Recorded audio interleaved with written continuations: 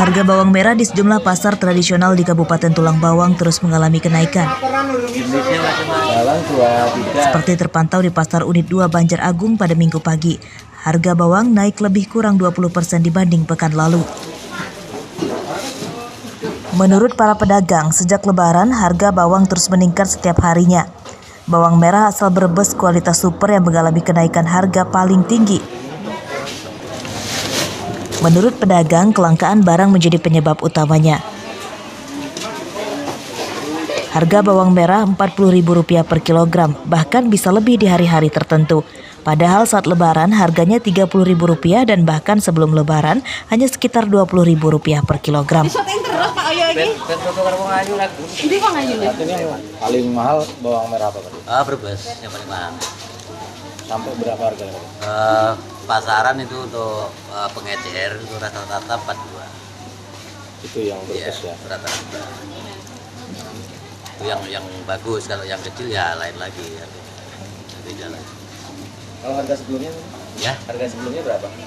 Sebelumnya sampai 225, 30. Kenaikan harga membuat omset pedagang merosot sebab konsumen lebih banyak yang mengurangi jumlah pembelian. Pedagang meminta pemerintah membantu menyediakan suplai bawang merah supaya harganya stabil. Mustaqim melaporkan dari Tulang Bawang.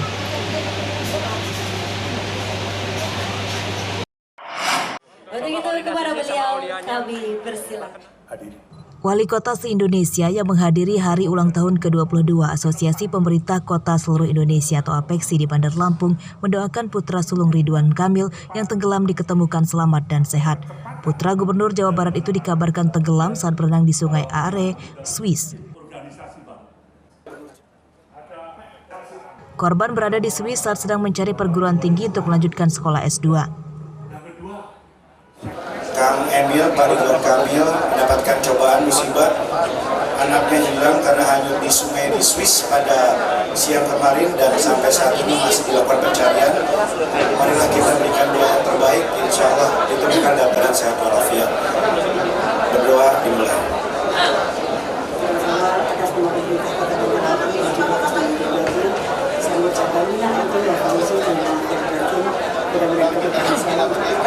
Dan apa yang kita rasakan di tahun ini pandemi cepat berlalu dan perekonomian di daerah kepulauan kita se-Indonesia bisa makin baik untuk masyarakat dan Perayaan APEKSI di Bandar Lampung dibuka oleh Menteri Pemberdayaan Aparatur Negara dan Reformasi atau Menpan RB Cahyokumolo pada hari Jumat pagi. Kegiatan yang dihadiri oleh 58 wali kota se-Indonesia tersebut berlangsung selama 3 hari, mulai 27 hingga 29 Mei 2022. Pada acara ini juga dimeriahkan dengan pameran produk UMKM pada Bandar Lampung Expo. Jeffrey Arifin melaporkan dari Bandar Lampung.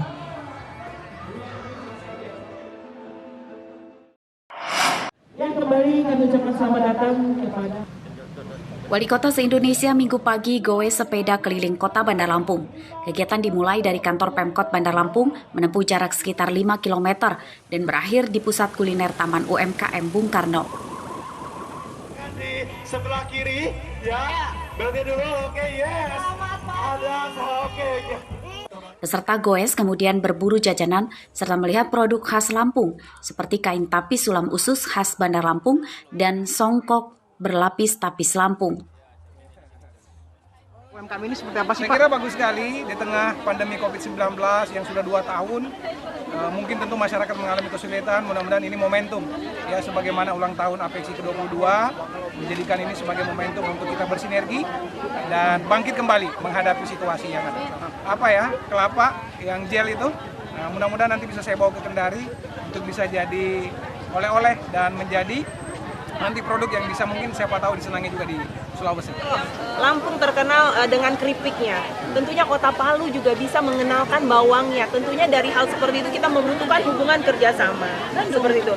Dan saya selaku Ketua Tim Penggerak PKK Kota Palu pun juga selalu setiap berkunjung ke kota-kota di Indonesia selalu menyampaikan keinginan kami untuk bekerja sama, salah satunya UMKM seperti ini. Agar supaya kami daerah-daerah lain mengenal apa sih yang terkenal dari UMKM-nya.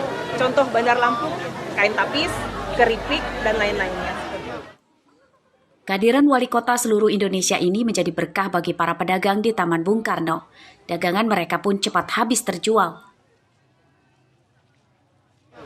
Aduh, saya tanggapannya sangat bahagia banget ya, seneng banget bahwa produk di Bandar Lampung bisa dinikmati nih salah satu orang yang ini ya, yang nomor 1 di Kendari gitu loh.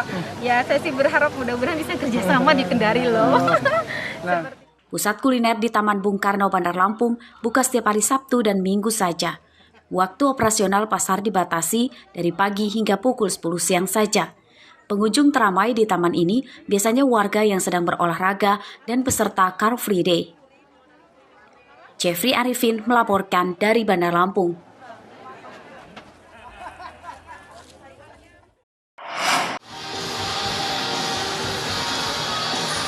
Gelak tawa dan rasa haru keluar dari mata Wali Kota Medan, Sumatera Utara, Bobi Nasution, saat melihat pemutaran video berisikan foto-foto masa sekolahnya di SMA Negeri 9 Bandar Lampung, Sabtu siang. Ia datang ke sekolah SMA-nya bersama sang istri, Kahiyang Ayu, dan kedua anaknya.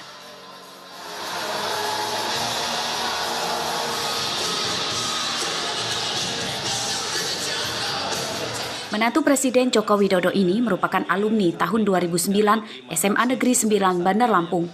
Ia sengaja menyempatkan diri menemui guru-gurunya dari kesibukan acara perayaan ulang tahun ke-22 Asosiasi Pemerintah Kota Seluruh Indonesia atau APEKSI di Bandar Lampung. Saya ucapkan terima kasih kepada Bapak Ibu guru dari SMA Negeri 9 yang dulu pernah mengajar saya.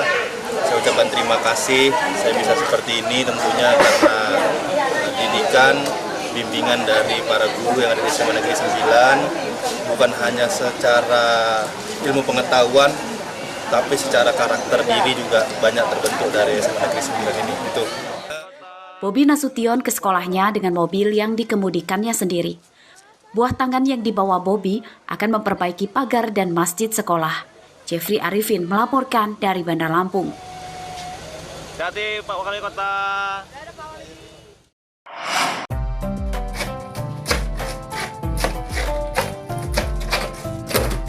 Apa yang biasanya kita lakukan jika melihat batang pohon pisang setelah buahnya dipanen? Kebanyakan orang akan membuangnya begitu saja setelah memotong-potongnya. Namun berbeda dengan Ayanto, dia mengolahnya menjadi keripik dan dijual.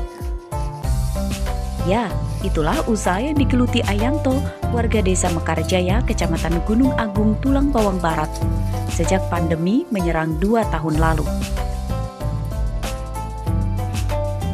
Setelah mempelajarinya dari internet, ia bersama istrinya membuat keripik batang pisang. Untuk mendapat hasil terbaik, pria 39 tahun ini memilih jenis pisang kepok karena serat batangnya lebih tebal. Batang pisang yang sudah dipotong-potong diiris tipis-tipis, lalu dicuci dan digoreng dengan tepung dan bumbu khusus. Berapa lama Pak mendemnya, Pak? Awalnya Ayanto hanya membuatnya bersama sang istri.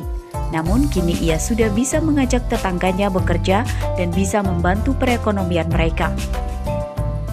Siapa sangka, omset usaha cemilan sederhana itu pun sudah mencapai jutaan rupiah setiap bulannya.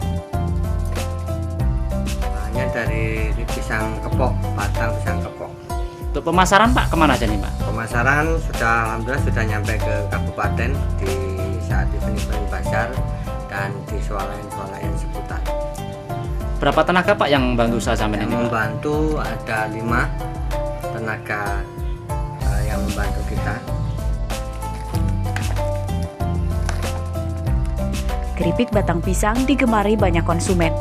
Mereka memasarkannya dengan menitip di warung-warung desa hingga pasar.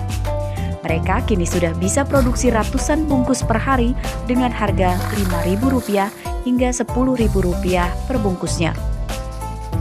Mustaqim melaporkan dari Tulang Bawang Barat.